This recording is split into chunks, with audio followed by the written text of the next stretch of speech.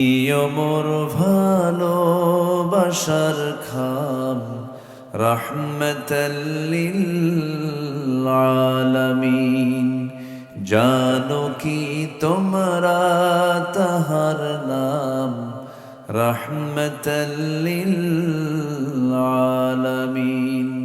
প্রাণের অধিক বেশি যার দাম রাহমাতাল লিল আলামিন। সবাই বলি সাল্লাল্লাহু আলাইহি ওয়াসাল্লাম। বৃহত্তর ময়মনসিংহ অঞ্চলের শেরপুর জেলার সদর উপজেলার চরকুমরি উত্তরপাড়া জায়ে মসজিদ মাহফিল ইন্তেজামি কমিটি কর্তৃক আয়োজিত চতুর্থ বার্ষিকী তাফসীরুল কোরআন মাহফিল 2025। সবাই বলছে আল্লাহুম্মা ইন্নী আসআলুকা আল হুদা ওয়াত তুকা ওয়াল আফাফা ওয়াল গিনা।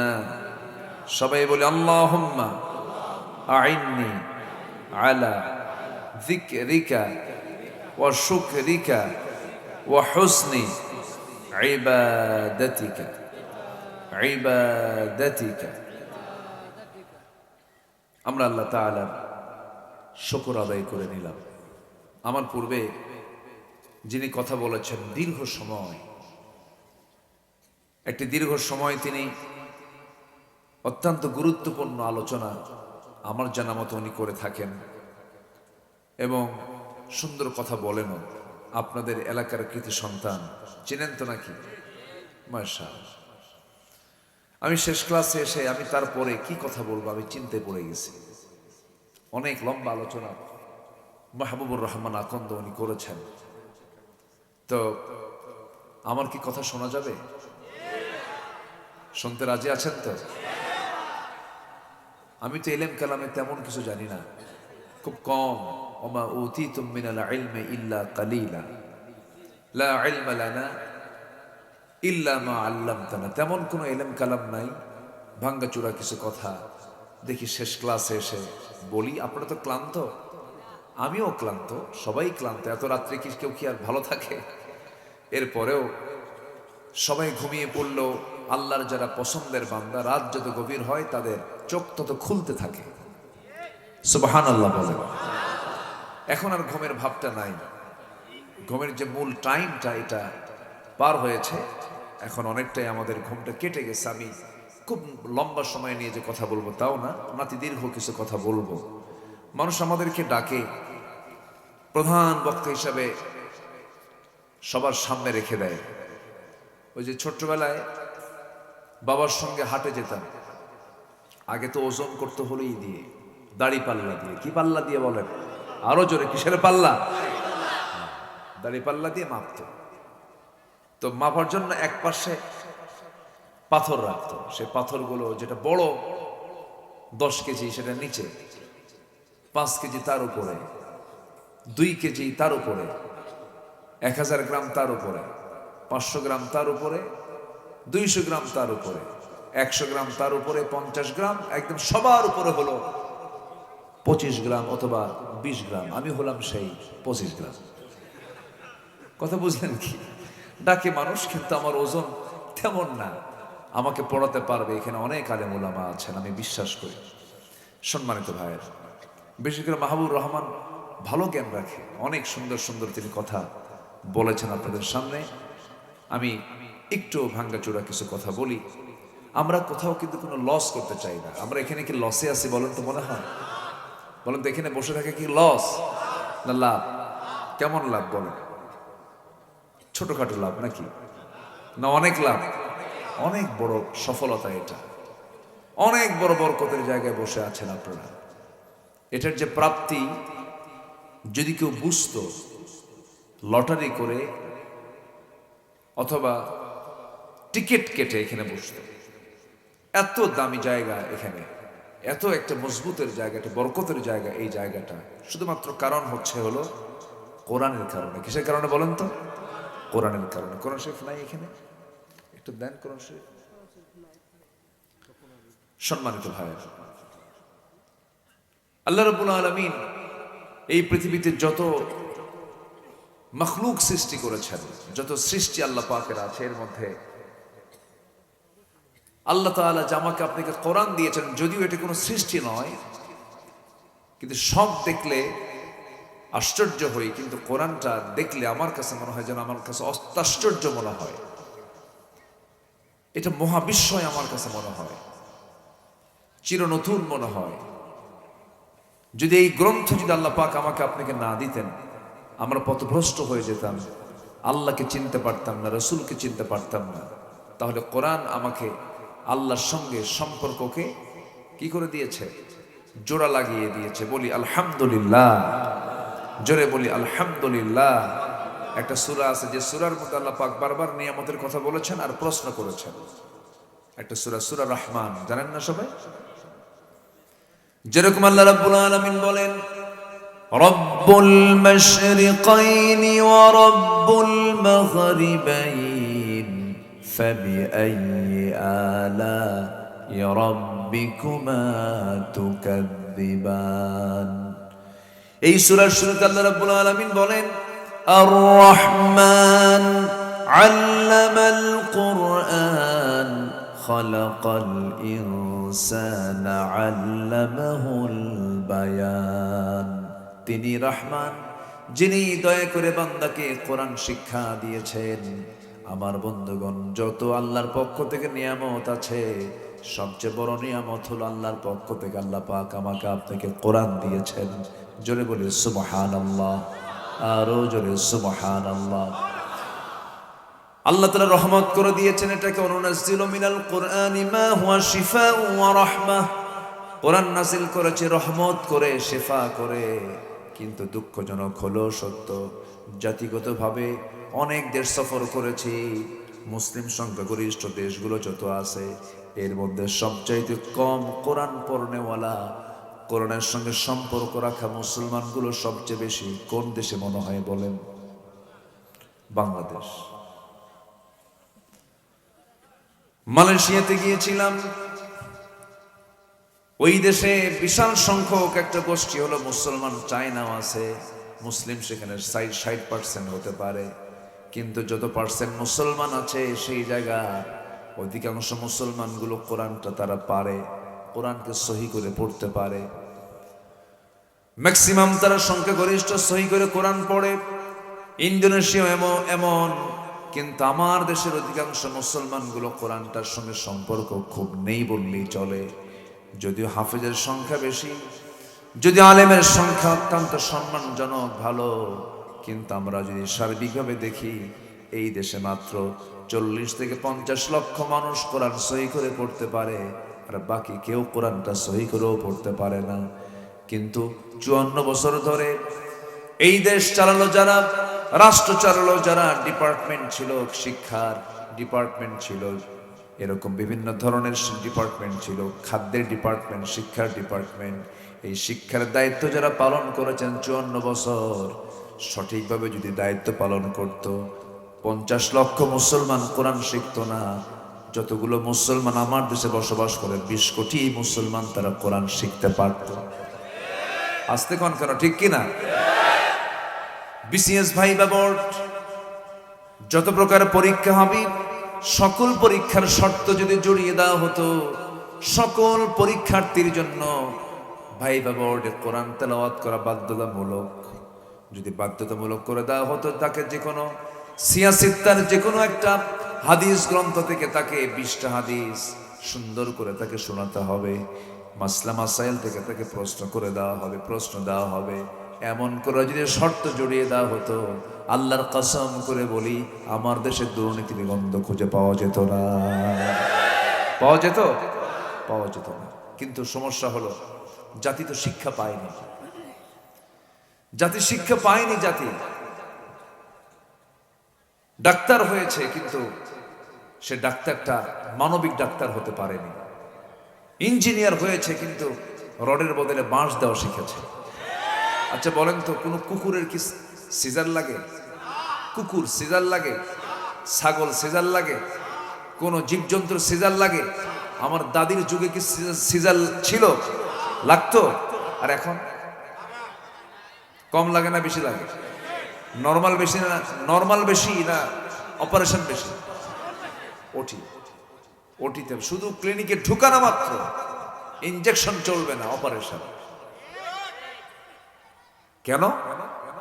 শুধুমাত্র নরমাল ডেলিভারিতে আই ইনকাম কম হবে, বাস। প্রত্যেকটা ক্লিনিকে ডাকাতি, এটা এক প্রকার খুন বলা চলে। এগুলো হতো না যদি তার মধ্যে মানবিকতার জ্ঞান যদি থাকতো, তাহলে এই কাজগুলো হতো না।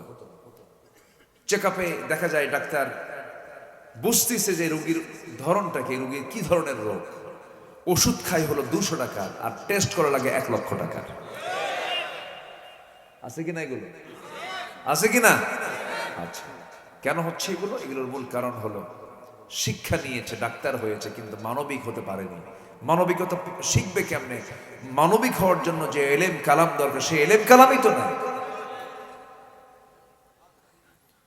আমার বন্ধুগণ, এই জন্য সবার আগে আমাকে আপনাকে ওহির শিক্ষা জানতে হবে, ঐশী শিক্ষা আমাকে লালন করতে হবে, ঐশী শিক্ষার সঙ্গে সম্পর্ক করতে হবে। আল্লাহ রাব্বুল আলামিন বান্দাকে প্রথম যে হুকুমটা করেছেন, প্রথম হুকুমের নির্দেশনা কিন্তু অন্য কিছু নয়। প্রথম হুকুমটা হলো, যারা পারেন, ইকরা বিসমি রাব্বিকাল্লাযী খালাক খালাকাল ইনসানা মিন আলাক ইকরা ওয়া রাব্বুকাল আকরামুল্লাযী আল্লামা বিল কলম আল্লামাল ইনসানা মা লাম ইয়ালাম। জোরে বলুন আল্লাহু আকবার। আল্লাহ রাব্বুল আলামিন বলেন, নবী হ্যাঁ আপনি পড়ুন। কার নামে? আসতে বলবেন না, কার নামে? আল্লাহর নামে পড়ো। শিক্ষার হার আমার দেশে এখন কত পার্সেন্ট? কিছু কিছু জেলা নিরক্ষর মুক্ত জেলা হয়ে গেছে। শিক্ষার হার বেড়েছে, কিন্তু চরিত্রের মান বেড়েছে না কমেছে? চরিত্রের মান কি ঊর্ধ্বমুখী না নিম্নমুখী? নিম্নমুখী। এই বৃহত্তর ময়মনসিংহের হালুয়া ঘাটে এই তো কয়েক মাস আগে একটা মহিলা সুইসাইড করলো, আত্মহত্যা করলো। আত্মহত্যা করার পর তার লাশটা মর্গে নিয়েছে ময়না তদন্ত করার জন্য। লাশটা মর্গে নেওয়া হলো, সেখানে ধর্ষণ করা হয়েছে। 3 বছরের শিশু ধর্ষিত হয়, লাশ কবরে রেখে দিয়েছে, সেখান থেকে তুলে ধর্ষণ করা হয়েছে। একটা মানুষকে মেরে হাড়গুলোকে পৃথক করে, গোশতগুলোকে টুকরো টুকরো করে কবরের মধ্যে ফ্ল্যাশ করা হয়েছে। মানুষকে দেখে যতটুকু না ভয় করে, পৃথিবীর কাউকে দেখে এত ভয় করে না। হিংস্র জন্তু জানোয়ারকে দেখে এত ভয় পায় না যে ভয় আজকে মানুষকে দেখে ভয় করে। সুস্থ মানুষ সামনে যাচ্ছে, পিছন দিক থেকে গুলি করে তার মাথার খুলি উড়ায় দিচ্ছে। শরীফ ওসমান হাদি এদেশের আধিপত্যবাদ বিরোধী শক্তির এক রোল মডেল হচ্ছে শরীফ ওসমান হাদি, যার মাথা থেকে পা পর্যন্ত প্রত্যেকটা অংশই হলো কলিজা। সে যা কথা বলেছে, আমি মুগ্ধ, আমি আকৃষ্ট হয়েছি তার উপর। আমি এতটুকু চিনতাম না তাকে, শুনেছি মাঝে মাঝে, কিন্তু সে যে এতটুকু উদার চিত্ততা নিয়ে দেশের প্রতি তার অকৃত্রিম ভালোবাসার যে বহিঃপ্রকাশ ঘটিয়েছে, নিকটবর্তী খুব রেকর্ড কমই আছে। শরীফ ওসমান হাদির মতো এমন ছেলে খুব কমই আমার দেশে জন্মিয়েছে। সম্মানিত ভাইয়েরা, তার নাম যখন চলে আসলো, আমরা তার জন্য আগে দোয়া করি, আল্লাহ তুমি থেকে সুস্থতা নিয়ে আমার দেশে আবার ফিরে আসার তৌফিক দিয়ে দাও। অসম্ভবকে সম্ভব করতে পারেন কে? আসতে বলবেন না, কে পারেন? কে পারেন? আল্লাহ পারেন। এবং সাথে এটাও বলতে চাই, তাকে হত্যার উদ্দেশ্যে যারা গুলি ছুড়েছে, এই ষড়যন্ত্রের সঙ্গে যার সম্পৃক্ততা আছে, প্রকাশ্যে দিবালোকে যেভাবে তাকে গুলি করে হত্যার পরিকল্পনা করেছে, ওই রকম করে তাকেও গুলি করা হোক প্রকাশ্যে। কুতিবা আলাইকুমুল কিসাস, আল্লাহ পাক কিসাসকে ফরজ করে দিয়েছেন। কিসাসকে কি করে দিয়েছেন? ফরজ করে। আল উযনু বিল উযনি ওয়াল আইনু বিল আইনি। এটা তো আমার কথা না, এই কথাটা কি আমার না আল্লাহ? এটা কি মোল্লার আইন না আল্লাহর আইন? আল্লাহর আইন। কোন দিন পাবো জানি না, তবে আমার বিশ্বাস বাংলার জমিনে কোরআনের রাজ কায়েম হবে। জোরে বলি ইনশাআল্লাহ। 54 বছর দেখেছি আমরা, ফলাফল কি হলো? সর্বশেষ সরকার 28 লক্ষ কোটি টাকা দেশ থেকে পাচার করে নিয়ে চলে গেল। আবার বলে আমরা দেশকে খুব ভালোবাসি, খুব ভালোবাসি, অথচ নিজের কি বলে নিজের ছেলের শ্বশুর বাড়ি আমেরিকা, বোন থাকে লন্ডন, এবং তার জাতীয় স্বজন কেউ দেশে নাই। বিয়ে বাড়ি, শ্বশুর বাড়ি, বোনের বাড়ি, সব বাড়ি দেশে না বিলাতে? দেশে না দেশের বাইরে? সম্মানিত ভাইয়েরা, সম্মানিত বন্ধুগণ,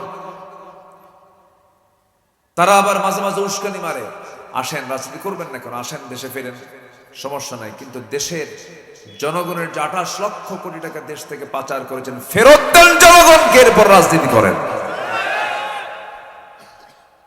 রাগ করতেছেন নাকি? আমরা এগুলো বললে তো আমাদেরকে আবার বলে যে হুজুর এইগুলো কি কর, রাজনীতি করেন কেন? মানে রাজনীতি ওদের পৈতৃক সম্পত্তি, আর আমরা চাই থাকছি।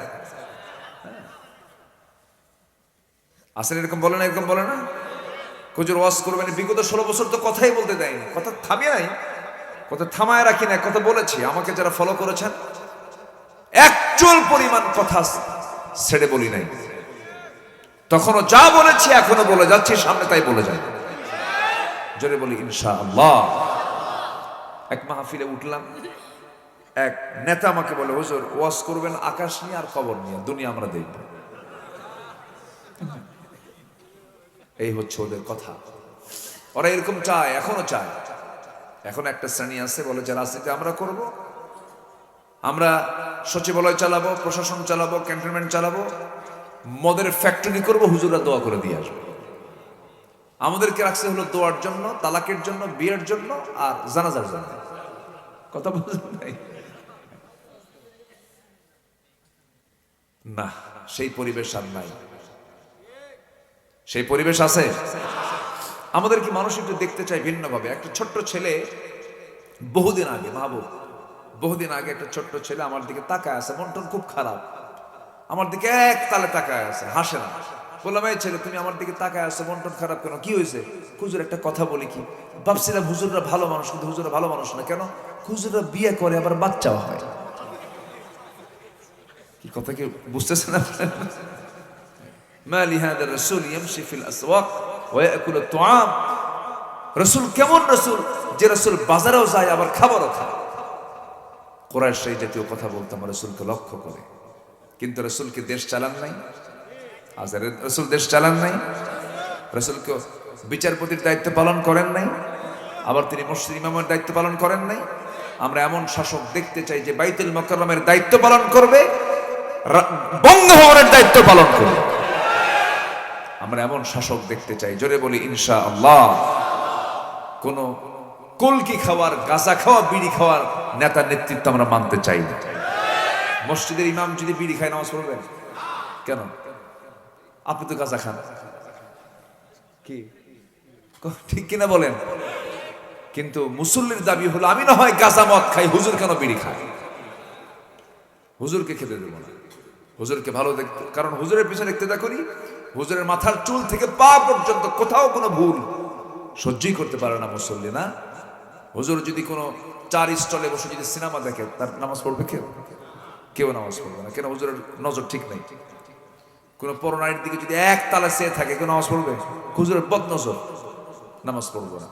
তাহলে একটা ইমামকে যদি আপনারা খুঁটে খুঁটে যদি খুঁটিনাটি সব অবজার্ভ করে যদি ইমামকে সিলেকশন করেন, সমাজের যারা ইমাম হবে তাদেরও খুঁটিনাটি দেখার সময় এখন এসেছে। আমরা ঠকতে চাই না, আমরা আর হাঁটতে চাই না। আগামী দেশকে আমরা সাজাতে চাই ইসলাম দিয়ে, কোরআন দিয়ে, আদর্শ নেতৃত্ব দিয়ে। জোরে বলি ইনশাআল্লাহ। আল্লাহ কবুল করুন, জোরে বলি আমিন। কষ্ট পেয়ে গেলেন মনে হয়। কষ্ট পেলেও আমার কিচ্ছু যায় আসে না। অনেকে মাহফিল শেষ করে কয়, ভাই আমার কথায় যদি কেউ কষ্ট পান আমার মাফ করুন। মাফ চাবো কেন? আমি কি আমার বাপের কথা বলতে আসছি? বলতেছি করোনার কথা। এখানে মাফ চাওয়ার তো কোনো প্রশ্নই নাই, মাফ চাবো কেন? রাগ করলেন মনে হয়? রাগ করা যাবে না, একটু মনোযোগ দিয়ে শোনেন। তাহলে আমার দেশকে আমরা ইসলাম দিয়ে সাজাবো, রাজি আছেন তো ইনশাআল্লাহ?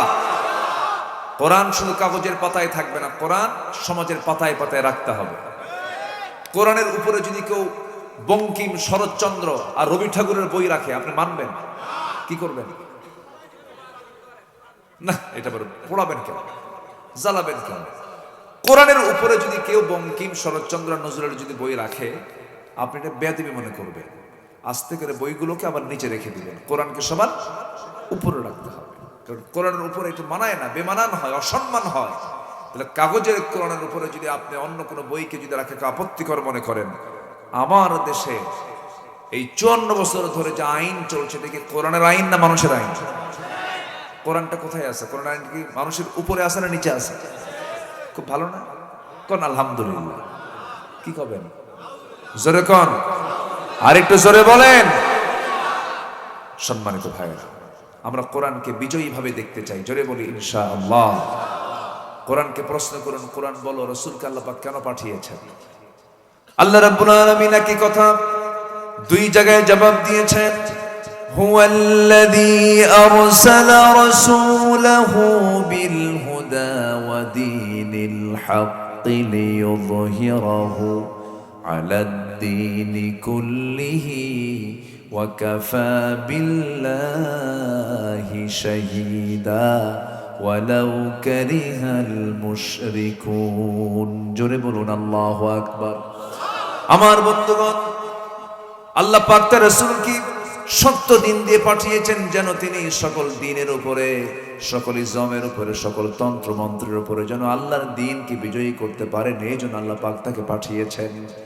এই মিশনকে বাস্তবে রূপ দেওয়ার জন্য আমার রাসূলের 10 বছরের মদিনার জিন্দেগিতে 86 যুদ্ধ পরিচালনা করতে হয়েছে, 27টা যুদ্ধের নেতৃত্ব দিতে হয়েছে। নিজের মুখের দাঁত ভেঙে গেছে, কোমর হেরে গেছে, আমার নবীজি কোমরটা কুঁজো হয়ে গেছে, গোটা শরীর ক্ষত বিক্ষতের চিহ্নগুলো শরীর থেকে ফুটে উঠেছে। এই যে ত্যাগ, এই যে কোরবানি তিনি করেছেন, এত ত্যাগ স্বীকার করেছেন, একমাত্র কারণ হলো সমাজে আবু জেহেলের আইন চলবে না, আল্লাহর আইন চলবে। আবু জেহেল না, আল্লাহর আইন চলতে হবে। আবু জেহেল দেশ চালাবে, রাসূল শুধু নামাজ পড়বেন তা তো হবে না। এদেশের লক্ষ লক্ষ আলেম, তাদের নেতা হবে দাড়ি ছাড়া, মোশওয়ালা, বেনামাজি নেতা, চলতে পারে না, এটা হতে পারে না। আমার দেশে কিছু দালাল হুজুর আছে না নাই? নির্বাচন আসলে ফতুয়া শুরু হয়, নির্বাচন হারাম, গণতন্ত্র হারাম, এটা হারাম, ওটা হারাম, ওটা হারাম। ওদের কিতাবের নামই আছে একটা, কিতাবুল হারাম। কিতাবুল কি? বদমাইশ এগুলো। এই থামেন না, আমারে বলতে দেন। বোঝেন না আপনারা, কথা বোঝেন না? সম্মানিত ভাইয়েরা, তাহলে আমরা ব্যর্থতা চাই না সফলতা চাই? কার কাছ থেকে পরামর্শ নেব? কারণ কার কাছ থেকে পরামর্শ নেব? আল্লাহর কাছ থেকে পরামর্শ নেব। আল্লাহ আমাদের সফলতা কোন দিকে হবে একটু তুমি শিখায় দাও। কোরআন খুললি আল্লাহ পাক আগে সফলতার কথা বলেছেন।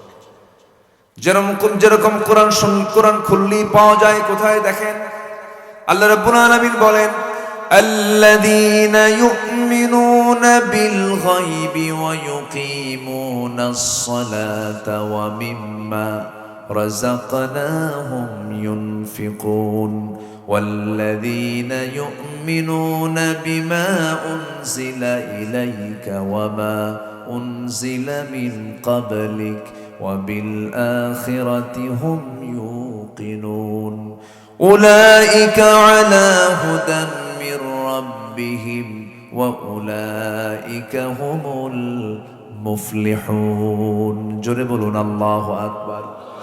গোটা কোরআন লাগবে না, শুধু এই কয়েকটা আয়াত মানলেই তো জান্নাত হয়ে যায়। যেরকম সুবহানাল্লাহ। এর মানে আবার ভুল বুঝবেন না, ক্যামেরা তো আছেই, বুঝেন না কোন দিক দিয়ে কোন প্যাঁচ লাগায় দেয় আল্লাহ জানে। হুজুর 30 পারা বাদ দিয়ে এই 5 আয়াত মুখস্থ করতে গেছে। আছে না নাই বলেন তো?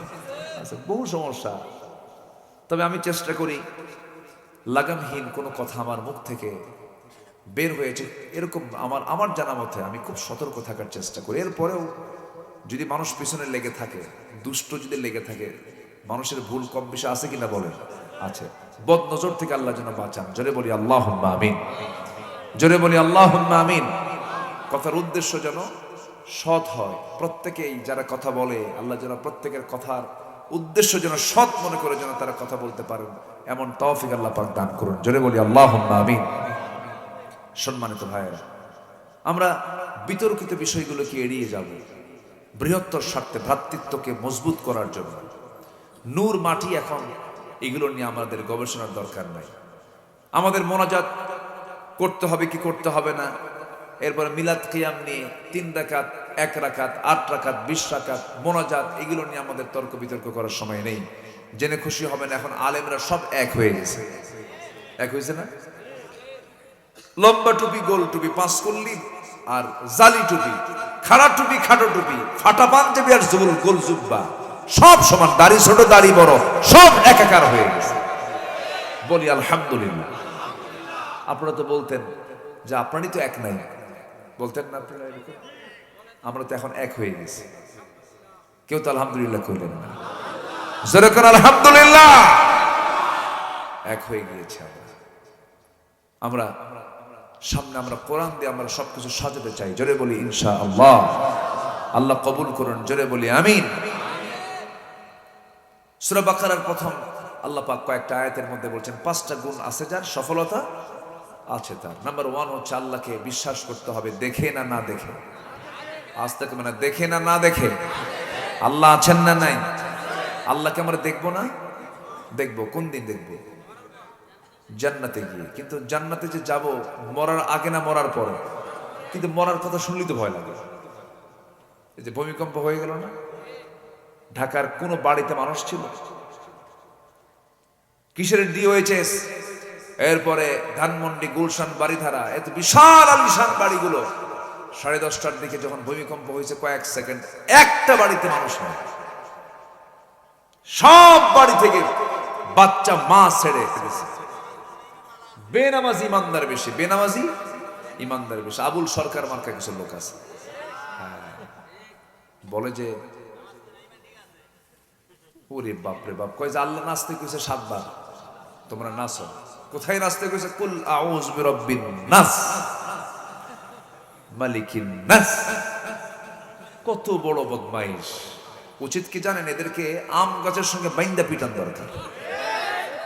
সেদিন চাঁপাইনবাবগঞ্জে গিয়ে বললাম আম গাছের সঙ্গে বাইন্দা পিটান দরকার। এখন বলে হুজুর সব আম গাছে না, ন্যাংরা আম গাছে। কি আম গাছে?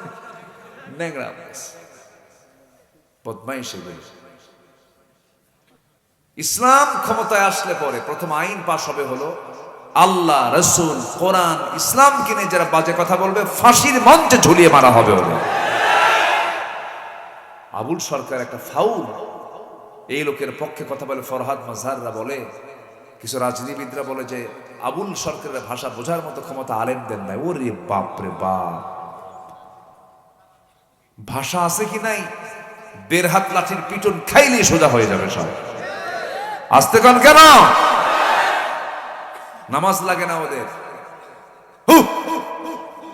খাজা দিল কর তাজা, ইসমে জালাল, গাজার কলকি খাওয়া হালাল।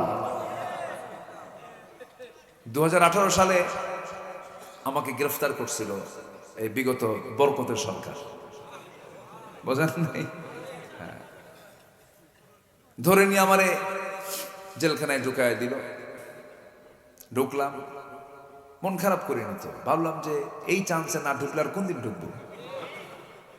চুরি তো আর করি না যে ধরে নিয়ে যাবে, মারিও না, খুরের কাছেও নাই, তো ধরবে আর কোন দিন? এই চান্সে যাই। তো ঢুকায় দিল জেলখানায়। আগে প্রথমে তো পুলিশ ধরলো, পুলিশ ধরে ওসি সাহেব আমার দিকে তাকায় না, মাথা লজ্জায় মাথা নিচু করে আছে। বললাম ভাই আপনি এরকম করে আসেন করে? হুজুর বদ্ধ দিয়েন না, বুঝলেন? ভয়ও করে। কি করে? ভয়ও করে। বললাম যে আপনি বদ্ধ দিয়েন না, তো এই ভয় তো ঠিকই আছে, ধরলেন কেন? হুজুর উপর থেকে খুব চাপ, না ধরলে আমার চাকরি রাখা কঠিন। বউ বাচ্চা আছে, কি করব এখন? চাকরি বাঁচান তো ফরজ। আমি বলি ইমান বাঁচান তো নফল। ঘরের মধ্যে নিয়ে সারা রাত রাখলো, পরের দিন চালান দিয়ে দিল কোর্টে। কোর্টের যিনি বিচারক আমার দিকে তাকায়, জিব্বা কামড় মেরে কয়, হুজুরে ধরলো কে? আমি তো হুজুরের ওয়াজ শুনি। পরে মামলার ধারার দিকে তাকায় দেখে আমার উকিল পরে বলতেছে যে উনি আপনার খুব ভক্ত। ধারার দিকে তাকায় দেখে যে এই জামিনে, এই মামলায় জামিন দিলে চাকরি থাকবে না।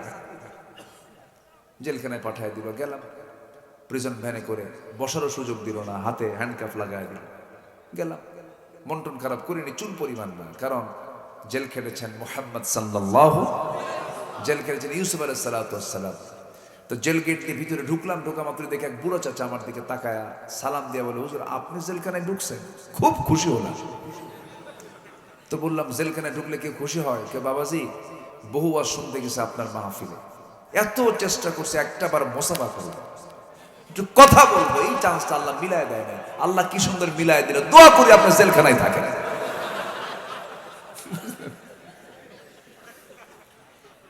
তো বললাম, চাচা আপনি তো খুব মজার মানুষ। তো বললাম, আপনি এই বুড়াকালে জেলখানায় কেন শীতের ভিতরে? কে বাবা বোমা হামলা। কি হামলা? ওনার নামে দিচ্ছে বোমা হামলার মামলা। তো 80 বছর বয়সের হাতে যদি বোমা তুলে দেওয়া হয়, সে বোমা কি জায়গায় পড়বে না মাথায় পড়বে? এগুলোই করেছে ওরা, এগুলোই করেছে। কয়েকদিন পর দেখি এক বুড়ো চাচা এরকম জেলখানায় ঢুকছে, মোস লাল টকটকা, লাল শালু পড়া, মাথার চুলও পাকা। আমি দেখি, বললাম, চাচা আপনি জেলখানায় কেন? কে বাবা গভর্নমেন্টের মাথা খারাপ। কেন? ওদের মাথা ঠিক নাই বাবা, ওরা বেহেশতের গাছের বিরুদ্ধে ষড়যন্ত্র করতেছে। বেহেশতের গাছ কি? গাজা শরীফ। কি শরীফ? এই হচ্ছে অবস্থা। নামাজ নাই, জিকির করতে করতে পায়জামা খুলে ফেলে, এগুলো ভণ্ডামি। আল্লাহ পাক বলছেন, ওই ইউকিমুনাস সালাহ, মুত্তাকি তারা যারা নামাজ কায়েমের সংগ্রাম করবে, নামাজ আদায় করে। আল্লাহ কবুল করুন, জোরে বলি আমিন। নামাজ আদায়ে বিশ্বাসী, কায়েমে বিশ্বাসী নয়, ওই লোকগুলো মুনাফিক, ফাসিক, জালিম। নামাজ আদায়ও থাকতে হবে, নামাজ কায়েমেও থাকতে হবে, নামাজ কায়েমের কাজ করতে হবে। নাম্বার 3 হলো মিম্মা রাযাকনাহুম ইউনফিকুন, আমি যে রিজিক দিয়েছি তা থেকে যারা আমার পথে যারা খরচ করবে। আল্লাহ পাক আরেক জায়গায় বলছেন, আল্লাযীনা ইউনফিকুনা ফিস সাররা ওয়াদ দাররা ওয়াল কাযিমিনাল গায়যা ওয়াল আফিনা আনিন নাস ওয়াল্লাহু ইউহিব্বুল মুহসিনিন। জোরে বলুন আল্লাহু আকবার। যারা আল্লাহর পথে সচ্ছল অসচ্ছল উভয় অবস্থায় যারা খরচ করবে আল্লাহর পথে, এবং যারা ক্রোধকে সংবরণ করবে, মাফ করে দিবে মানুষকে, আল্লাহ পাক এই সমস্ত মুহসিন বান্দাদেরকে অতিশয় ভালোবাসেন। জোরে কোন সুবহানাল্লাহ। ইমানদার হবে প্রতিশোধ পরায়ণ না ক্ষমা পরায়ণ? প্রতিশোধ না ক্ষমা? বাতিলরা যা করতে পারে আমরা কি তা করতে পারবো না? কি বলেন? তা তো করতে পারবো না, আমাদের দ্বারা সম্ভব হবে না। আমার বন্ধুগণ, নাম্বার 4 হলো আল্লাহর কিতাবের প্রতি বিশ্বাস থাকতে হবে। 16 আনা শুধু কোরআনকে মানলাম, ইনজিলকে বিশ্বাস করলাম না, হবে না। তাওরাতকে বিশ্বাস করতে হবে, জাবুরকে বিশ্বাস করতে হবে, যদিও তার হুকুমটা নাই, কিন্তু আমার বন্ধুগণ সে আসমানি কিতাবের প্রতি বিশ্বাস থাকার দরকার আছে না নাই? ওয়াল্লাযীনা ইউমিনুনা বিমা উনজিলা ইলাইকা ওয়া মা উনজিলা মিন ক্বাবলিক। আগের কিতাবকে মানবো না, ঈমান থাকবে না। আগের কিতাবও মানতে হবে, ঠিক কিনা বলেন? হুকুম হয়তো নাই, কিন্তু ঈমান থাকতে হবে যে আগের কিতাবগুলো আল্লাহর কিতাব, আসমানি কিতাবে বিশ্বাসটাও থাকতে হবে। আল্লাহ পাক এবার বলছেন, ওয়ামা উনজিলা মিন ক্বাবলিক ওয়া বিল আখিরাতি হুম ইউকিনুন। নাম্বার 5 হলো যারা আখিরাতকে বিশ্বাস করবে। আখিরাত আছে না নাই? আসতে বলবেন না, আছে না নাই? অনেকে বলে, হুজুর ওয়াজ তো ঠিকই করেন, কিন্তু মানুষ মরে যাওয়ার পর কেমন করে জিন্দা হবে, এটা কেমন করে সম্ভব? সব তো হাড় হাড্ডি গলে সব মাটির সঙ্গে মিশে যায়, মানুষকে আল্লাহ পাক আবার কেমন করে একত্রিত করবেন? এই এলাকায় আলুর চাষ হয় কিনা জানি না, আলু চাষ হয় কিনা? আলু হয়? আলুর দিক থেকে তো উত্তরবঙ্গ ফার্স্ট। উত্তরবঙ্গ বিশেষ করে রংপুর, দিনাজপুর, বগুড়া এই অঞ্চলে প্রচুর আলু হয়। আল্লাহ পাক এই নিয়ামতটা তাদেরকে দান করেছে। এইদিকেও হয়, এটা তো সমতল না, এদিকেও হয়, একটু কম হয়। এই আলু যদি বড় হয় এটাকে কেটে কেটে কেটে কেটে এরপর ছোট ছোট করে লাগায়। আর যদি ছোট হয় ছোট লাগায় দিল। কিন্তু এই আলু যে লাগায় দিল 3 মাস পরে কি ওই আলু খুঁজে পাওয়া যায়? খুঁজে পাওয়া যায় না। কিন্তু ওই আলু থেকে আরো 8টা 10টা 15টা 20টা পর্যন্ত আলু জন্ম হয় সেখানে। আর যে মূল যে আলুটা যেটা লাগানো হয়েছিল ওটা কি হয়? হ্যাঁ, ওটা নষ্ট হয়ে যায়, মাটি হয়ে যায়। তো ওটা যে মাটি হয়ে গেল, আর সে আলু থেকে আরো যে 8টা 10টা আলু যে জন্ম নিল, এই জন্মটা দিলেন কে? আসতে কে দিলেন? কে দিলেন? কে দিলেন? আল্লাহ। আমার বন্ধুগণ, মহান রব্বুল আলামিন আমার আপনার চোখের সামনেই একটা আলুকে মাটিতে রাখার পর 2-3 মাসের ব্যবধানে সেটা মাটির সঙ্গে পচায়া দিয়া যদি সেই জায়গা থেকে যদি 8টা 10টা 15টা 20টা করে আলু উৎপাদন করতে পারেন, আলু যদি তৈরি করতে পারেন, সে আল্লাহ রাব্বুল আলামিন আমার দেহকে মাটির সঙ্গে মিশায়া দিয়া সেই মাটি থেকে আবার তিনি অবশ্যই আমাকে সৃষ্টি করতে পারেন কিনা বলেন? আসতে বলেন, পারেন কিনা বলেন? অবশ্যই পারেন। তিনি আমার কে? চিল্লায় বলেন, তিনি আমার কে? আল্লাহ। আল্লাহ বান্দাকে সুন্দর করে বুঝাই দিচ্ছেন, বান্দা আমি তোমাকে আবার জিন্দা করব। খুব কমন আয়াত, যারা পারেন ঠোঁট মিলিয়ে বলুন প্রথম দিকের আয়াত, কোরআনের প্রথম দিকের আয়াত, কাইফা তাকফুরুনা বিল্লাহি ওয়া কুনতুম আমওয়াতান فأحياكم ثم يميتكم ثم يحييكم ثم إليه ترجعون। জোরে বলুন আল্লাহু আকবার। তুমি তো মৃত ছিলে, আমি তোমাকে জিন্দা করেছি, আবার তোমাকে মৃত্যু করব, আবার তোমাকে জিন্দা করব, আমার কাছেই তোমাকে ফিরে আসতে হবে। বান্দা কোথায় তুমি পালাবা? ইয়া মা'শারাল জিন্নি ওয়াল ইনস إن استطعتم أن تنفذوا من أقطار السماوات والأرض فانفذوا لا تنفذون إلا بسلطان। ঠোঁটটা মিলায় বলেন, فبأي آلاء ربكما تكذبان। জোরে বলুন আল্লাহু আকবার। কোথায় পালাবেন আপনি? দিন শেষে তো আমার আল্লাহ আপন, দিন শেষে আমার আল্লাহ সবচাইতে কাছের। বউটাকে বলেছে আপন, সন্তানকে বলেছে আপন। মরে যাবেন, সব শেষ হয়ে যাবে। কত রাজা মহারাজা, কত দাপুটি মানুষ এই দুনিয়াতে ছিল এক সময়, তাদের কোনো নাম গন্ধ নাই। এই সাবকন্টিনেন্ট, সে আফগান থেকে শুরু করে নিয়া এই বাংলা, বিহার, উড়িষ্যা পর্যন্ত বিশাল সাম্রাজ্য শাসন করেছে মোগল সম্রাটরা। জহিরুদ্দিন মোহাম্মদ বাবরের বংশ পরম্পরায় কয়েকশো বছর তারা এই বিশাল ভূখণ্ড তারা শাসন করেছে। তাদের কবরগুলো ভারতে পড়ে আছে। কেউ তো কবরের পাশে গিয়ে কেউ দাঁড়ায় থাকে না। কি তাদের যশ এক সময় ছিল, খ্যাতি ছিল, কিন্তু এই খ্যাতিগুলো এক সময় মাটির সঙ্গে মিশে গেছে, কেউ তাদের কথার স্মরণ করে না। আমার বন্ধুগণ, বোঝা যায় যে এই দুনিয়ার সবাই আমাকে আপনাকে একদিন ভুলে যাবে, কিন্তু যিনি কখনো আমাকে ভুলবেন না তিনি আমার। চিল্লায় বলুন কে? আল্লাহ আমাকে ভুলবেন, অতএব সে আল্লাহকে আমারও ভোলা যাবে না। আল্লাহ বলছেন, ফাযকুরুনি আযকুরুকুম লা ইন শাকারতুম লা আযীদান্নাকুম। এই জন্য আমরা আল্লাহকে বেশি করে স্মরণ করব, কাছে টেনে নেব। আমার বন্ধুগণ, কাছে টেনেছেন একজন মহিলা। এখানে মা বোন মাহফিল আসছে কিনা জানি না, একজন মহিলার কথাটা আমার বারবার মনে পড়ে। যদি মহিলার নামটা কোরআনে সরাসরি আসে নাই, কিন্তু নামটা এসেছে ইমরাতা ফিরাউন বলে। ইমরাতা ফিরাউন, ইমরাতা নূহ, ইমরাতা লূত। আল্লাহ পাক মহিলাদের নামটা সরাসরি কোরআনে নেন নাই, শুধু একজন মহিলার নাম নিয়েছেন। তার নামটা কি বলুন? বলেন কি নাম? মারিয়ামের নামটা নিতেন না। যদি তার সন্তান তার বাবার পরিচয় থাকতো তাহলে তার নামটাও আসতো না। যেমন করে আসিয়ার নাম আসে নাই, আম্মা জান আয়েশা সিদ্দিকের নাম আসে নাই, কিন্তু আয়াত তার শানে আসে না নাই, ইন্নাল্লাযীনা জাউ বিল ইফকি উসবাতুম মিনকুম। এইরকম করে খাদিজার ক্ষেত্রে আল্লাহ রাব্বুল আলামিন আসিয়ার ক্ষেত্রে আম্মাজান আয়েশার ক্ষেত্রে এই সমস্ত নামগুলো আসে নাই। ইমরাতুন নূহ বলে নূহ আলাইহিস সালামের স্ত্রীকে বোঝানো হয়েছে, ইমরাতুল লূত বলে তার স্ত্রীকে বোঝানো হয়েছে, নামটা আসে নাই। কিন্তু মারিয়ামের নামটা আসছে, সূরাটাও তার নামে নামকরণ হয়েছে। এর কারণ হলো আল্লাহ পাক ঈসার পরিচয় দিয়েছেন বাবা দিয়া না মা দিয়া, ঈসা ইবনে মারইয়াম, ঈসা ইবনে মারইয়াম, মারইয়ামের সন্তান হলো ঈসা আলাইহিস সালাতু ওয়াস সালাম। আমার বন্ধুগণ, একজন নারীর নাম হলো ইমরাতে ফিরাউন, আসিয়া আলাইহিস সালাতু ওয়াস সালাম তার নাম। এই মহিলাটার ঈমানের দিকে তাকালে আমি অনেক উৎসাহ পাই, অনেক বড় জজবা পাই। আল্লাহকে কি পরিমাণ কাছে টেনেছিলেন এই মহিলা, দেখেন কি সুন্দর তার দোয়া। আসিয়া আলাইহিস সালাতু ওয়াস সালাম কালেমা পড়েছেন। ফেরাউন যখন জানতে পারল, ফেরাউন বলছে, আসিয়া কি কামটা করলা তুমি?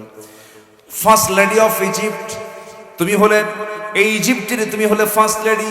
আমার পরেই তোমার জায়গা, আমার পরেই তোমার সম্মান কদর। এত বড় পদ পদবি রেখে তুমি কি কামটা করলা? মুসার ধর্ম তো গ্রহণ করার কি দরকার ছিল? এবার আসিয়া বলছে, স্বামী আমার মুসার দিন তো ধরি নাই, আমি আল্লাহর দিন ধরেছি। যেরকম সুবহানাল্লাহ। দিনটা কার? দিনটা কার? আল্লাহর দিন ধরেছি। ফিরআউন বলছে, আসিয়া শোনো, তোমার আল্লাহ সম্পর্কে আমারও ধারণা আছে, আমি জানি মুসা সত্য, মুসার দিন ইসলাম সত্য, সব সত্য, কিন্তু আমি মানবো না। কেন? নেতৃত্ব চলে যাবে, চেয়ার চলে যাবে। তুমি আমাকে হেল্প করো, তুমি আমার স্ত্রী, তোমাকে দিন ছাড়তে হবে, মুসাকে ছাড়তে হবে। আসিয়া আলাইহিস সালাম শেষ পর্যন্ত বলেন, স্বামী আমার, আপনি আমার প্রতি যত শক্ত আচরণ করবেন আমার ঈমান তত মজবুত হয়ে যাবে। কথার সৌন্দর্য দেখেন। এবারে ফেরাউন বলছে, আসিয়া তোমাকে হত্যা করব। তিনি বলছেন, আপনি আমাকে হত্যার প্ল্যান করতেছেন, আল্লাহ আমাকে জান্নাতের গন্ধগুলো আমার নাকে দিয়ে দিচ্ছেন। জোরে বলেন সুবহানাল্লাহ। ফেরাউন চতুর্মুখী সমস্যায় পড়ে গেল। মন্ত্রী পরিষদ ডাকলো, হামানকে ডাক দিয়ে বলছে, হামান কি করা যায় বলো? ও ফিরআউনা ওয়া হামানা ওয়া জুনুদাহুমা।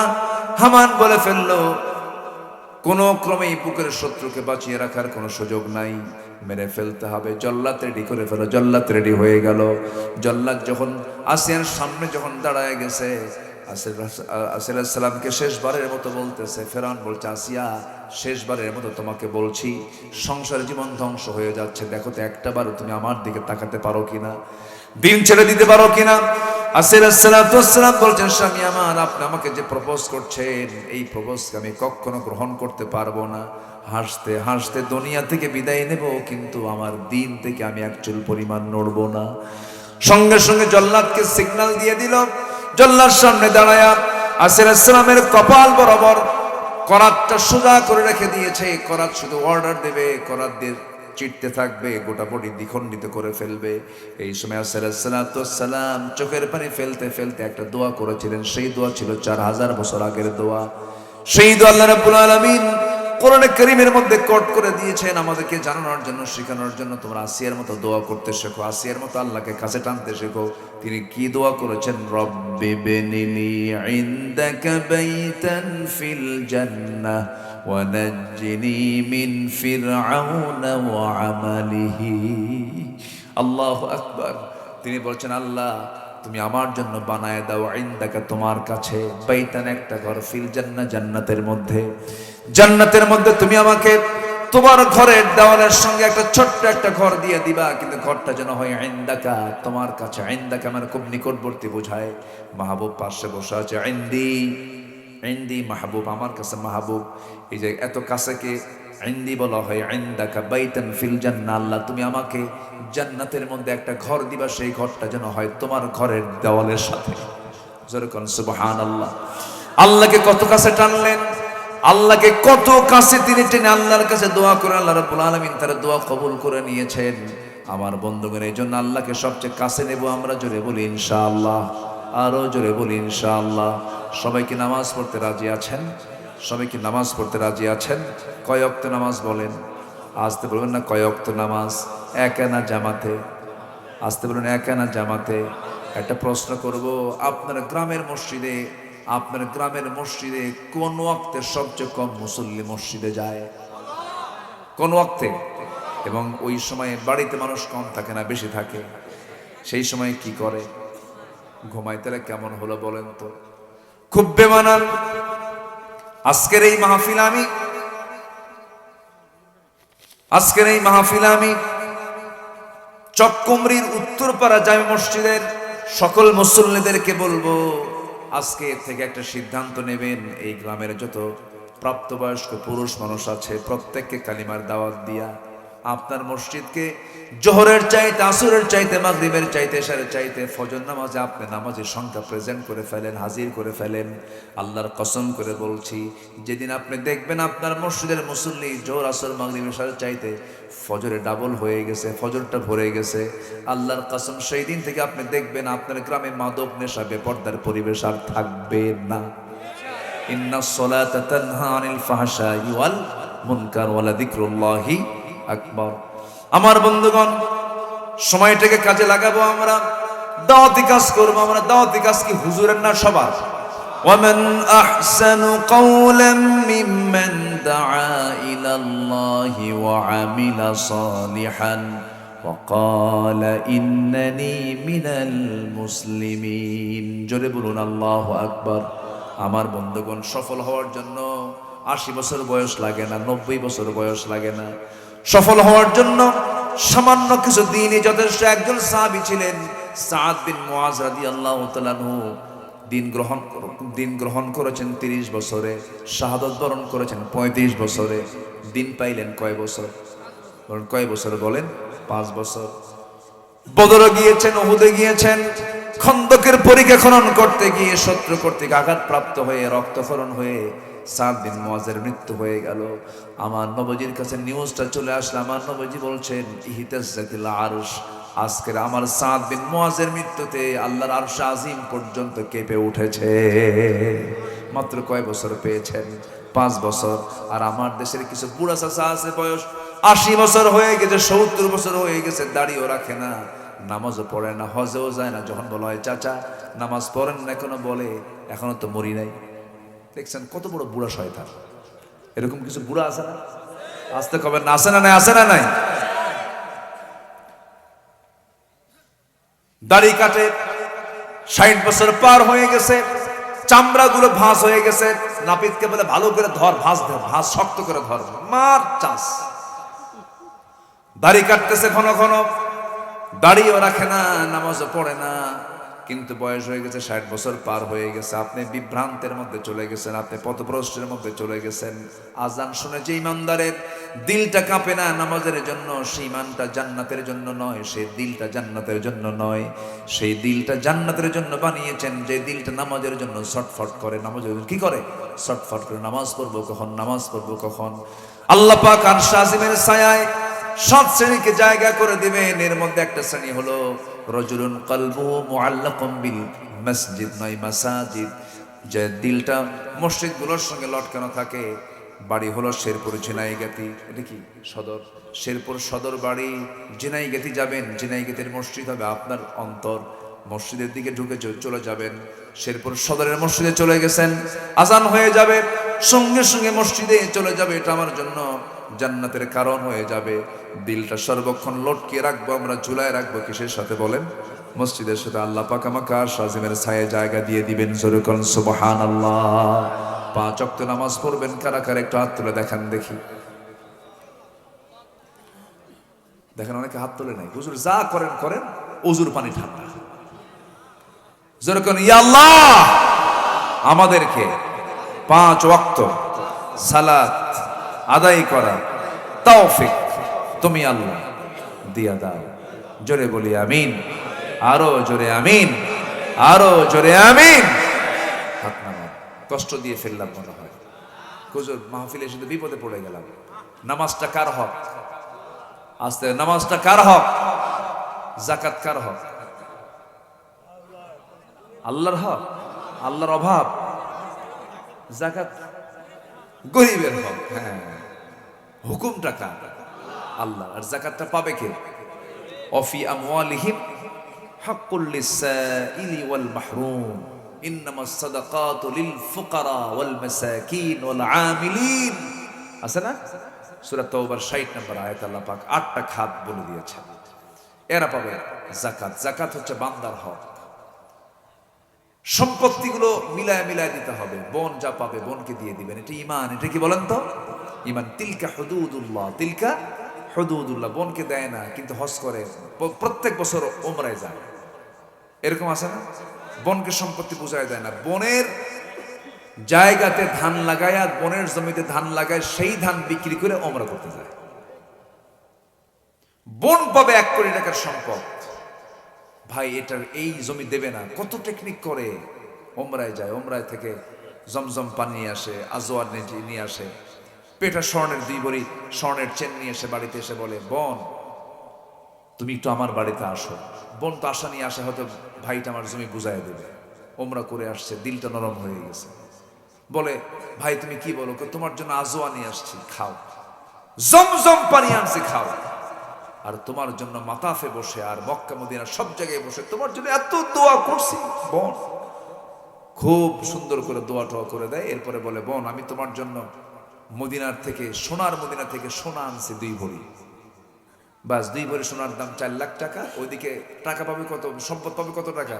1 কোটি টাকা। এবার বলতেছে, বোন তোমার গলায় আমি একটু চেনটা পড়ায় দিই, বোন আমি তোমাকে খুব মহব্বত করি, তবে একটা কথা বলি, বোন রাগ করবে না তো? কি বলো? অংশ নিলে কিন্তু ধ্বংস হয়। কত বড় বাটপার!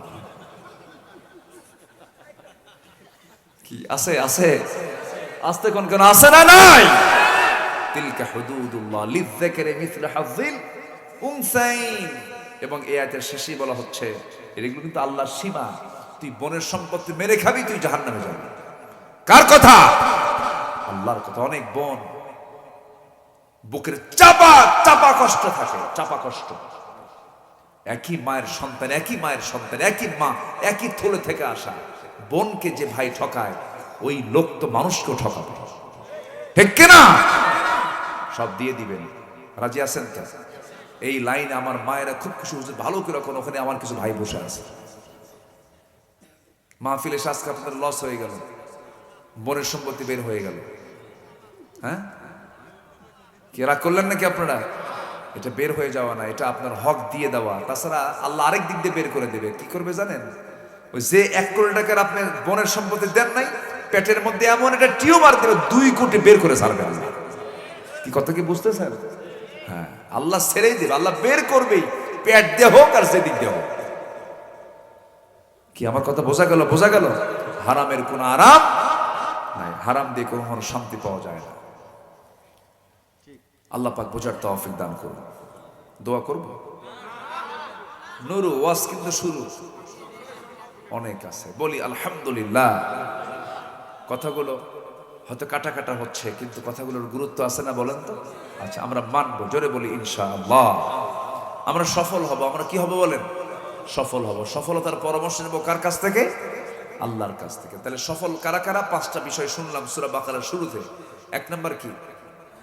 আল্লাহকে না দেখে বিশ্বাস করা। আল্লাহকে না দেখে বিশ্বাস করা। দেখবো একদিন জান্নাতে, জোরে বলি ইনশাআল্লাহ।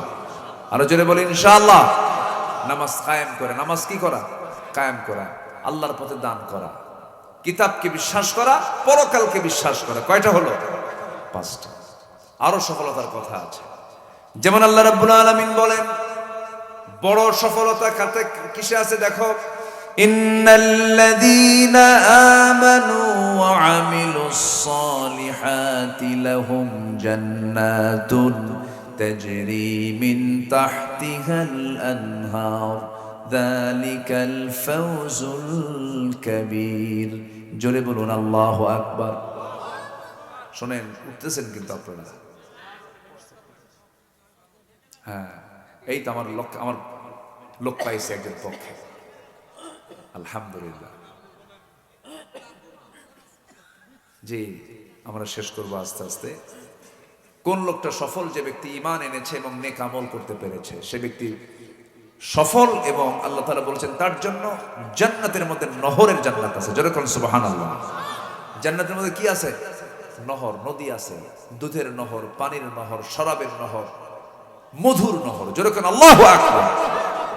দুনিয়ার মধু পান করলে পরে বুড়া বুড়া হয়, শিশু কিশোর হয়, তরুণ যুবক হয়ে যায়, কিন্তু জান্নাতের মধুটা পান করলে পরে কোনোদিন বুড়া হবে না। কেউ তো সুবহানাল্লাহ বললেন না। জোরে বলুন সুবহানাল্লাহ। এমন খাবার কি সবাই খেতে রাজি আছেন? এমন প্রশ্রবণ থেকে মধু, দুধ, পানি, শরাব সবাই কি পান করতে রাজি আছেন? তো তাহলে দুনিয়ার মদ খাওয়া ছেড়ে দিতে হবে, দুনিয়ার মদ খাওয়া ছেড়ে দিতে হবে, নেশা বাদ দিতে হবে, হারাম কোনো খাবারের দিকে যাওয়া যাবে না। আমরা এগুলোকে অ্যাভয়েড করবো, আমরা এগুলোকে মাইনাস করে ফেলবো। জান্নাতের সমীকরণ খুব সোজা, জান্নাতের সূত্র হচ্ছে হারাম বাদ দেবো, হালাল ধরবো। ওয়াহলালতুল হালাল ওয়া হারামতুল হারাম ওয়া লাম আযিদ আলা যালিকা শাইআন আদখুলুল জান্নাতা ইয়া রাসূলুল্লাহ ক্বালা নাআম। এক সাহাবী বলেছেন, হুজুর আমি দুটো কাজ করব, হারামকে বাদ দেবো, হালালকে ধরবো, আমি কি জান্নাত পাবো? হ্যাঁ, তুমি জান্নাত পেয়ে যাবে। জোরে বলি সুবহানাল্লাহ। আব্বা এই যে, আব্বা এই যে বসে। সম্মানিত ভাইয়েরা, সম্মানিত বন্ধুগণ, জান্নাতের মধ্যে শুধু নহর থাকবে না, হুর থাকবে। কি থাকবে? হুর। হুর নেবেন না? কিছু কয় না, এই নেবেন কিনা কোন?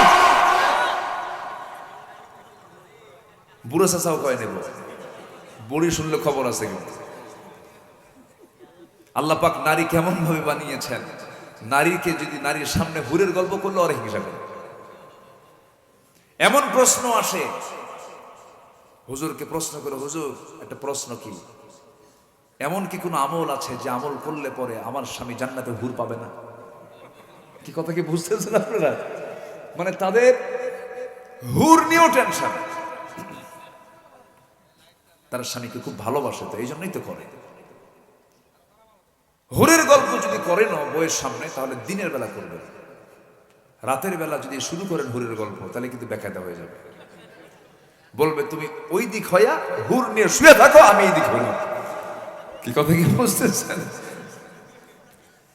আল্লাহ পাক নারী কেমন ভাবে সৃষ্টি করেছেন। এই জন্য আর রিজালু কাওয়ামুনা আলান নিসা, আল্লাহ পাক বলছেন পুরুষরা হচ্ছে নারীদের পরিচালক। এক্ষেত্রে পুরুষদের অবশ্যই হিকমত, প্রজ্ঞার সাথে পরিচালনা করার দরকার আছে না নাই বলেন তো?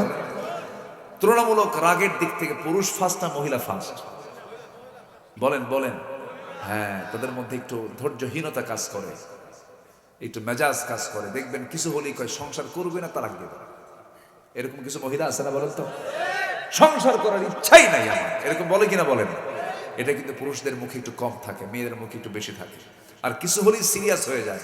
বেগুন কিনে আনছেন, বেগুনটা পচা, বটিতে কুটতে নিয়ে বেগুন পড়া, হয়তো হয়তো পোকা বেগুন বের হয়েছে, বিয়ে পড়ায় দিবেন। কোরআনে আসছে তো এই কথাগুলো? কোরআনে আসে না নাই বলেন তো? আমি আয়াতের দিকে যেতে পারছি না, সময় কম। তাহলে সফলতার জন্য দরকার হলো জান্নাত পাবো আমরা, এমন জান্নাত যে জান্নাতে কি আছে? নহর আছে। ওই জান্নাত পেলে পরে যালিকাল ফাউজুল কবীর, এটা হচ্ছে মহা সফলতা। যেরকম আল্লাহু আকবার। কিন্তু ঈমান তো আনছে, টিকে রাখার দরকার আছে না নাই? আচ্ছা, টিকে থাকতে হবে। আহা, এক সাহাবীর কথা এই মুহূর্তে মনে পড়লো। মদিনার উপকণ্ঠে নবীর কাছ থেকে বাইরে বের হয়েছেন মক্কার কুরাইশরা, এই কুরাইশকে ধরে নিয়ে মদিনায় মক্কা নিয়ে চলে গেছে। যাওয়ার পরে জেলখানা আটকে রেখে বলতেছে, তুমি ইসলাম ছাড়ো। খোবাব বলে, আমি ইসলাম কি ধরছি কি ছাড়ার জন্য? জীবন দেবো, ইসলাম ছাড়বো না, যা। বউ বাচ্চাকে সব পৃথক করে দিল, খোবাইবকে মারতে মারতে রক্তাক্ত করে ফেলে দিল, কোনো কাম হয় না, খাবার বন্ধ করে দিল। কিন্তু আল্লাহ রাব্বুল আলামিন জান্নাতের খাবার তার জন্য বরাদ্দ করলেন। 4টা মাস চলে গেল, শেষ রাত যখন হয় আল্লাহর কালাম তেলাওয়াত করেন, তার সামনে জান্নাতের আঙ্গুরের ছড়া কে যেন ঝুলায় রাখে, খান আর আল্লাহর নামে জিকির করতে থাকেন। চেহারা টকটকে হয়ে যায়। কয়েক মাস চলে যাওয়ার পরে কুরাইশরা সিদ্ধান্ত নিল খোবাবকে দুনিয়া থেকে বিদায় করে দেব। এমন সময় বলা হলো, খোবাব তোমার শেষ ইচ্ছা বলতে কোনো ইচ্ছা আছে নাকি? খোবাব বলছে, আমার অন্তিম ইচ্ছা যদি পূরণ করতে চাও, কারোর সঙ্গে সাক্ষাতের দরকার নাই, ওযু বানাবো, আল্লাহর সঙ্গে নামাজে কথা বলতে চাই। ওযুর পানি দেওয়া হলো, নামাজ পড়লেন। নামাজ শেষ হয়ে যাচ্ছে, দ্বিতীয় রাকাতে নামাজ তাড়াতাড়ি করে শেষ করে দিলেন। এরপর তিনি করলেন কি? তাকে ফাঁসির মঞ্চে ঝুলিয়ে মারা হবে, শুলে কাস্টে মারা হবে। শুলে কাস্টের দিকে দৌড়া দৌড়া যাচ্ছিলেন। সবাই বলছে, খোবাব তোমার কি মাথা খারাপ নাকি? মরার জন্য কেউ দৌড়ায় নাকি? খোবাব বলছেন, তোমরা আমাকে যা মনে করছে তা নয়। আল্লাহ রাব্বুল আলামিন জান্নাতের সুন্দরী হুরগুলো আল্লাহ পাক আমার চোখের সামনে দেখায় দেখায় দিতেছে। হাত বাঁধা হলো, পা বাঁধা হলো, খোবাবকে মারতে মারতে রক্তাক্ত করে ফেলা হলো। সেই সময় একজন কাফের কুরাইশ বলছে, খোবাব তোর জায়গায় যদি মুহাম্মদকে এখানে বসানো যেত কতই না ভালো হতো। মুখের মধ্যে কয়েক মিনিট ধরে থুতু জমা করে তার মুখ বরাবর যখন মেরে দিলেন, তিনি খেপে গেল, রেগে গেল। এক রাগে ডান হাত কেটে ফেললো, তিনি মুস্কি মুস্কি হাসেন। বাম হাত কেটে ফেললো, চিৎকার মেরে মেরে হাসেন। সবাই বলছে খোবায়েব তুমি এমন জোরে জোরে চিৎকার করে হাসো কেন? খোবায়েব বলছে তোমরা আমার একটা করে অঙ্গহানি করে দাও, আল্লাহ পাক আমাকে জান্নাতের একটা করে দরজা দেখায় দেন। জোরে কোন সুবহানাল্লাহ। শেষ পর্যন্ত খোবায়েবকে দুনিয়া থেকে বিদায় করে দেওয়া হলো, হাত কাটা হলো, পা কাটা হলো। খোবায়েব দুনিয়া থেকে বিদায় নিলেন। আমার নবীজি মদিনার মসজিদ থেকে আমার নবীজি হাত তুলে তুলে দোয়া করছেন, সালামুন আলাইকা ইয়া খোবায়েব, সালামুন আলাইকা ইয়া খোবায়েব, হে খোবায়েব তোমাকে সালাম। ও সাহাবীরা বলছেন, ইয়া রাসূলুল্লাহ খোবায়েবের কি হয়েছে? খোবায়েব তো মক্কা থেকে মদিনায় ফিরে আসে নাই, কি হয়েছে? রাসূল বলছেন, ও সাহাবীরা খোবায়েব তো জান্নাতের পাখি হয়ে জান্নাতের মধ্যে উড়ে বেড়াতেছে, খোবায়েব আর দুনিয়াতে নাই। আমার বন্ধুগণ, এই দুনিয়ার জাগতিক জীবনকে আমরা যদি প্রাধান্য না দিয়ে যদি আখিরাতকে প্রাধান্য দেই, জান্নাতটা খুবই কাছাকাছি আমাদের হয়ে যাবে। আমরা যদি সফল হতে চাই অবশ্যই ইমানটাকে যত্ন করার দরকার আছে না নাই বলেন? ইমানের যত্ন আছে না নাই বলেন? ইমানের যত্ন হলো শিরিক না করা, ইমানের যত্ন হলো মিথ্যা কথা না বলা, ইমানের যত্ন হলো হিংসা না করা, ইমানের যত্ন হলো অহংকারী না হওয়া, ইমানের যত্ন হলো মিথ্যা সাক্ষী না দেওয়া, ইমানের যত্ন হলো জিহ্বার লাগাম টেনে ধরা। আমার বন্ধুগণ, এই সমস্ত বিষয়গুলোকে লালন করে যদি চলতে পারি, মহান রব্বুল আলামিন বলছেন, কদ আফলাহা মান যাক্কাহা ওয়া কদ খাবা মান দাসসাহা, قد أفلح من تزكى وذكر اسم ربه فصلى। জোরে বলুন আল্লাহু আকবার। আল্লাহ কবুল করুন, জোরে বলি আমিন।